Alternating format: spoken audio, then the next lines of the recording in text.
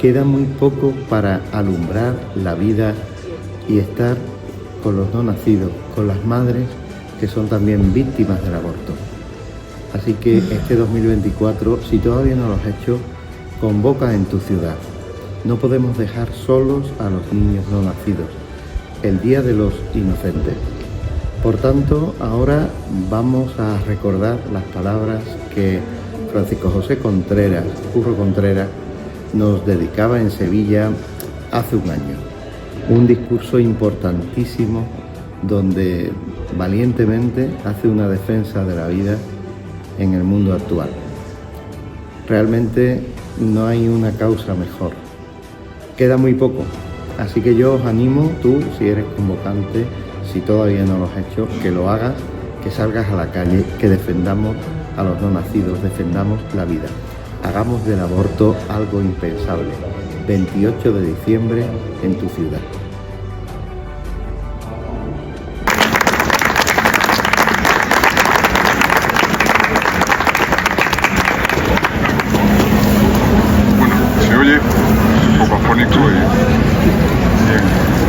Muchas gracias a los que estáis esta tarde aquí.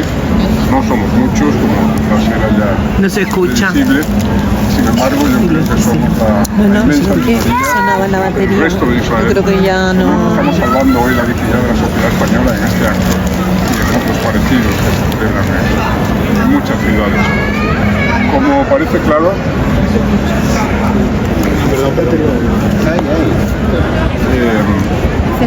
pues yo creo que no está activado. No tiene batería, yo creo. Sí, está activado. Pues sí, estaba sonando. Tienes que acercarlo mucho, te tienes que acercar. ahora mejor. Decía que parece que de momento vamos perdiendo el partido. Ahora bien, vamos perdiendo el partido no porque no tengamos razón.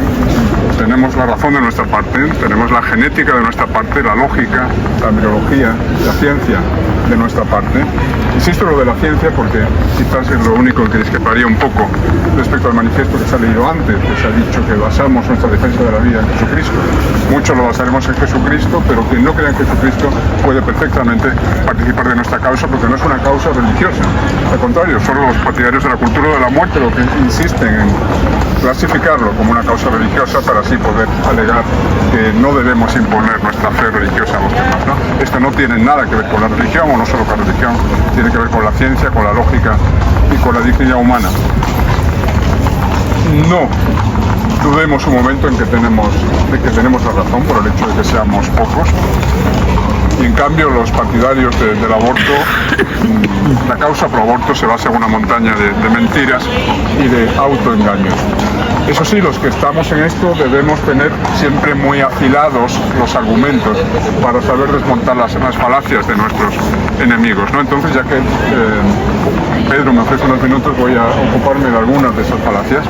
La primera de ellas es la falacia de que el aborto es inevitable, la tesis según la cual cierto porcentaje de mujeres, en cualquier caso, van a intentar abortar, tanto si el aborto es legal como si es ilegal. Esto es mentira.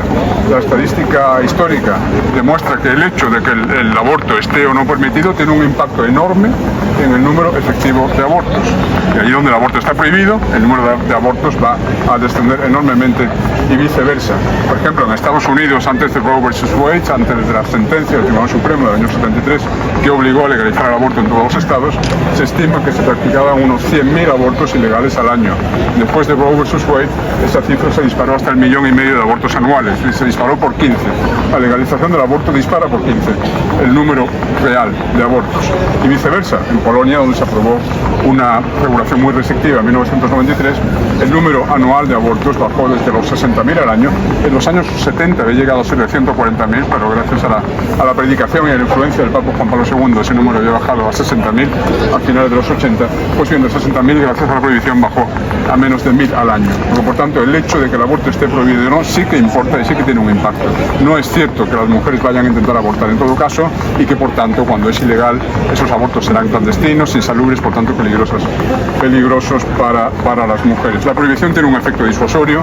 A mujeres que estén dudando entre el aborto o la vida, la prohibición las va a empujar del lado de la vida. Esto en parte por temor a la sanción. Por cierto, no es imprescindible sancionar a las propias mujeres, se puede sancionar a los aborteros, como se hace en Polonia, y eso consigue el mismo efecto disuasorio, pero no creo que sea solo por temor a la sanción.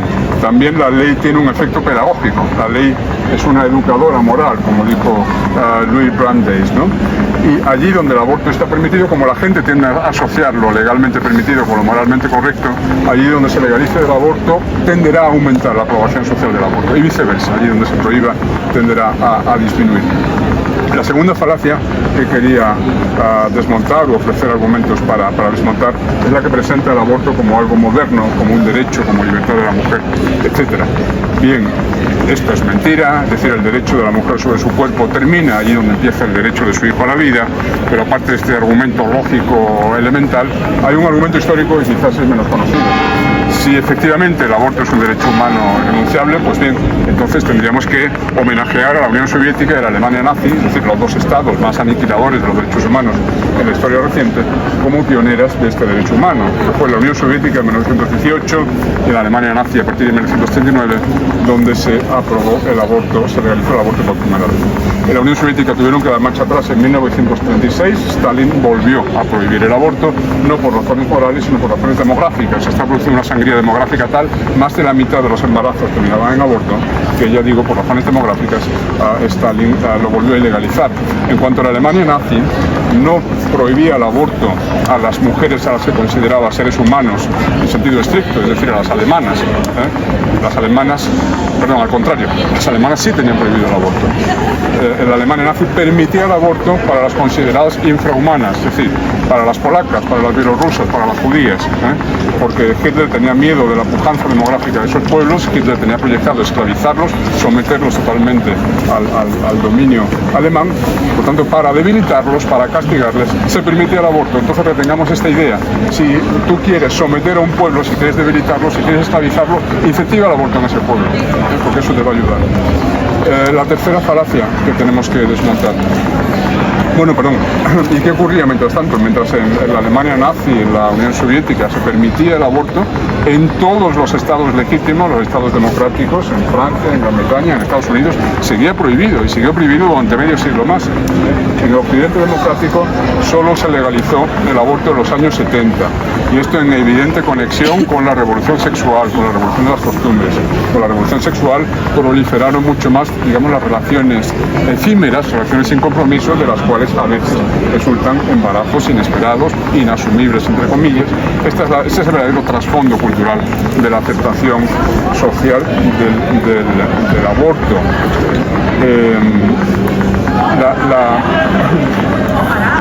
Y la prueba de esto es que las mujeres casadas utilizan el aborto en mucha menor proporción que las solteras. De los abortos que se producen en España, solo un 23% es cometido por mujeres casadas. Es decir, un matrimonio, cuando se encuentra en un embarazo inesperado, pues tira para adelante, porque donde comen dos, comen tres. Otra cosa son las relaciones efímeras, libres, sin un compromiso estable de familia. Ahí sí, donde la aplicación del aborto. ¿Se oye o no? Porque si no se oye, está Póntelo un poquito más para arriba. Si se lo pone un poquitín más arriba. Vale. Bueno, pues eso, ¿no? Entonces, la tercera falacia. La falacia según la cual la causa del aborto es la pobreza, la falta de recursos, etc. Esto no es así. Citaba María hace un momento el dato de que en El Salvador, Nicaragua, Honduras, etcétera, países que no nadan precisamente en la abundancia, el aborto es rechazado por la gran mayoría de la población. En cambio, ¿dónde son los países? ¿Cuáles son los países en los que el aborto goza de mayor aceptación? Por los países más ricos del mundo. Si fuera verdad que la causa por la que se aborta es la pobreza, la falta de recursos, ¿cómo explicar que, por ejemplo, en los países escandinavos la tasa de aborto sea más del doble que la española? En España, que ya es muy alta, es 8 por 1000 mujeres al año. En Noruega, Suecia, etcétera, es entre 15 y 20 abortos por 1000 mujeres y año, más del doble que la tasa española. Ahora bien, Noruega, Suecia, etcétera, están entre los países más ricos del mundo, y sobre todo tienen los estados del bienestar más potentes del mundo. Allí es donde hay más asistencia social, allí es donde las ayudas a la maternidad son más generosas. Sin embargo, las tasas de aborto son elevadísimas. Evidentemente, el aborto no tiene nada que ver con la pobreza, no tiene nada que ver con la falta de recursos, sino con el factor que decíamos antes, la volatilidad de las relaciones amorosas y, digamos, la liberación la liberación sexual. Es decir, en Occidente, desde los años 70, hemos sacrificado la protección de la vida del no nacido a la libertad sexual infinita. La tercera falacia que quería desmontar, por tanto, es esta, que la causa del aborto sea la pobreza y que, por tanto, y atención, porque en esto es algo en lo que caemos algunos de los pro-vida sinceros, caemos en el error de considerar que la causa es la pobreza y, por tanto, para erradicar el aborto bastaría con incrementar enormemente las ayudas a las mujeres, a las madres, las ayudas sociales, etcétera, etcétera. Yo estoy convencido de que hay que aumentar mucho las ayudas a las madres, pero no porque piense que con esto se va a conseguir erradicar el aborto, por las razones que he dicho antes. Hay que incrementar las ayudas familiares porque tenemos un gravísimo problema demográfico. En España la tasa de fecundidad es de 1,15 hijos por mujer, y eso es casi la mitad que la tasa de recambio generacional. Nos faltan la mitad de los niños, estamos teniendo la mitad de los niños que deberíamos tener para simplemente garantizar el recambio de las generaciones. Por eso hay que multiplicar las ayudas familiares, no porque esa sea una política antiaborto eficaz. La única política antiaborto realmente eficaz es la penalización. Bien, la cuarta falacia que quiero desmontar, y perdón si ya me extiendo demasiado, es este mito de la irreversibilidad de las conquistas abortistas. Que mucha gente parece pensar que bueno, que qué lástima que en su momento se permitiese el aborto, qué pena, no tienen claro que el aborto sea algo positivo, pero están convencidos de que una vez permitido ya es imposible dar marcha atrás. Es el prejuicio según el cual los abortistas tienen el viento de la historia de su parte, el espíritu de los tiempos juega a su favor. Bien, yo sostengo que no existe el espíritu de los tiempos, no existe el viento de la historia. El viento de la historia es el que le imprimen a la historia los que vencen en la batalla cultural, como los abortistas van venciendo hasta ahora en la batalla cultural. Se extiende la impresión de que la evolución, esa dirección es incontenible. No lo es. Y lo estamos viendo, antes evocaba el caso de Polonia, donde en 1993, y mientras en el resto de Europa se avanzaba hacia una regulación cada vez más permisiva con el aborto, en Polonia se impuso una regulación más restrictiva, pero sobre todo el caso de Estados Unidos. Estados Unidos es el país más poderoso, el país más influyente, al menos de Occidente. Lo que ocurre en Estados Unidos tiene eco inmediatamente, muy pronto, en el resto de países occidentales. Ya lo vimos desgraciadamente con la sentencia Roe vs. Wade de 1973, como la legalización del aborto en Estados Unidos, pues seguida como fichas de dominó que caen por su legalización en muchos países europeos. Pues bien, ¿por qué no ocurriría lo contrario? El gran hito en este asunto en los últimos tiempos ha sido la sentencia Dobbs vs. Jackson del año pasado, el Tribunal Supremo norteamericano, que revertía Roe vs. Wade y que abría la puerta a una restricción muy restrictiva del aborto en los estados que así lo decidan. Y ya hay 15 estados norteamericanos en los que se han aprobado hate speech laws, aludía antes María también, que es leyes de latido fetal, leyes que prohíben el aborto a partir del momento en que se pueda detectar el latido del corazón del feto. Y eso es muy pronto, eso es las 5 primeras, las 6 primeras semanas. Por tanto, este partido todavía no se ha acabado. El movimiento Pro Vida no ha dicho su última palabra. Y en todo caso, nosotros no estamos en esto por el resultado, no sabemos si ganaremos, quizás perdamos. En todo caso, seguiremos luchando siempre, porque no hacemos esto para ganar, hacemos esto porque sentimos que es nuestra obligación moral. Sencillamente, cuando nuestros nietos nos pregunten qué hacíamos mientras se mataba 1 de cada 4 fetos en el seno materno, y eso es lo que ocurre actualmente en España, esa es la proporción en España, queremos poder responderles algo. Y bueno, si sean creyentes, además, pues esperamos poder alegar esto en nuestro favor cuando comparezcamos ante Dios. Así que, bueno, nada más.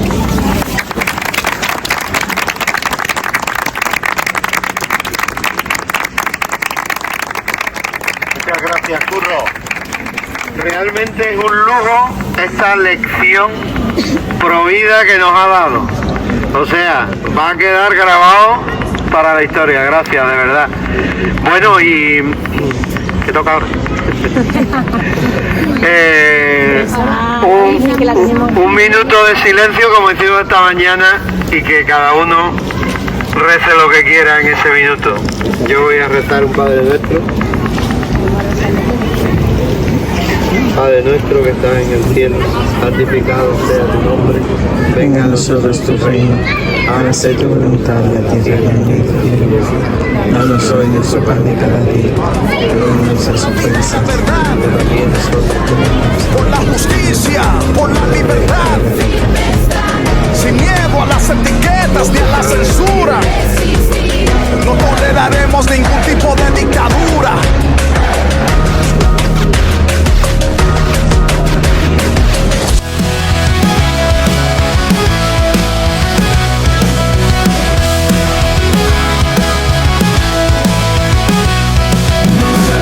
Por más que lo intenten, el derecho a nacer es nuestra batalla. Por más que el sistema nos quiera callar, la guerra por la vida la tenemos que ganar. Hagamos del aborto algo impensable, luchemos por siempre por nuestro nacido. Mostremos al mundo que es algo salvaje, el holocausto continuo debe ser vencido. Hagamos del aborto algo impensable, luchemos por siempre por nuestro nacido. Mostremos al mundo que es algo salvaje, el holocausto continuo debe ser vencido. Debe ser vencido. Hagamos del aborto algo impensable, que nunca en el mundo se mate otro niño. Mostremos al mundo que es algo salvaje, paremos la muerte de todos los críos. No hay derecho a matar, no hay nada más vil. No hay derecho a abortar, hay derecho a vivir. Hagamos del aborto algo impensable, luchemos por siempre por nuestro nacido. Mostremos al mundo que es algo salvaje, el holocausto continuo debe ser vencido. Hagamos del aborto algo impensable, luchemos por siempre por nuestro nacido. Mostremos al mundo que es algo salvaje, el holocausto continuo debe ser vencido. Debe ser vencido. Hagamos del aborto algo impensable, que nunca en el mundo se mate otro niño. Mostremos al mundo que es algo salvaje, paremos la muerte de todos los críos. No hay derecho a matar, no hay nada más vil. No hay derecho a abortar, hay derecho a vivir. No nos rendimos por más que lo intenten, el derecho a nacer es nuestra batalla.